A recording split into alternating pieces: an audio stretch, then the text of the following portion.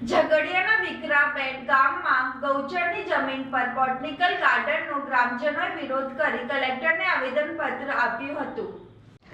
વિકરાબેટ ગામના રહીશોના જણાવ્યા મુજબ ગામના સર્વે નંબર 12 અને 13ની ગૌચરની જમીન વર્ષોથી હજારો ઢોર ઢાંગરના ચરિયાણ તરીકે ઉપયોગમાં લેવાય છે।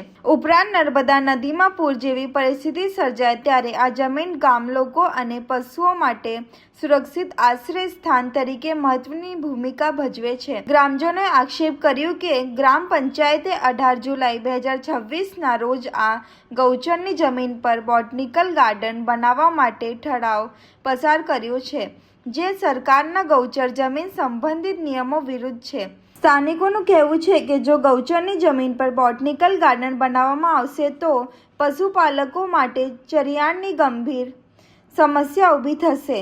તેથી ગ્રામજનોએ જિલ્લા કલેક્ટરને ઠરાવ રદ કરી ગૌચરની જમીન થતાવત રાખવાની માંગ કરી છે।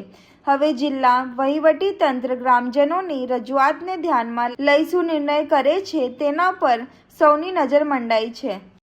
મારું નામ દીપકભાઈ ભગુભાઈ આહિર છે। હું નિકોરા બેટમાં વસવાટ કરું છું પશુપાલનનો વ્યવસાય સાથે।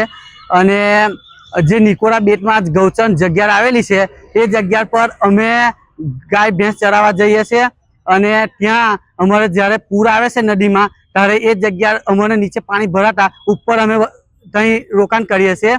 અને આ જે પંચાયતે ઠરાવ કરીને આપેલો છે એ અમારે રદ કરવો છે। એને એ ગ્રામ સભા બોલાવ્યા વગર ડાયરેક્ટ ઠરાવ કરેલો છે પંચાયતે। અને એ જગ્યા ના હોય તો અમારે તો આહિર સમાજ અને આદિવાસી સમાજને ત્યાં રહેવાનું મુશ્કેલ છે। પછી બીજે કઈ જગ્યા એવી અમારી પાસે છે નહીં ને નિકોરા ગામમાં પણ એ જગ્યા એવી નથી કે અમે ત્યાં અમારું પશુપાલન રાખી શકીએ। અમે કલેક્ટર કચેરીએ આવેદન પત્રો આપવા આવેલા છે।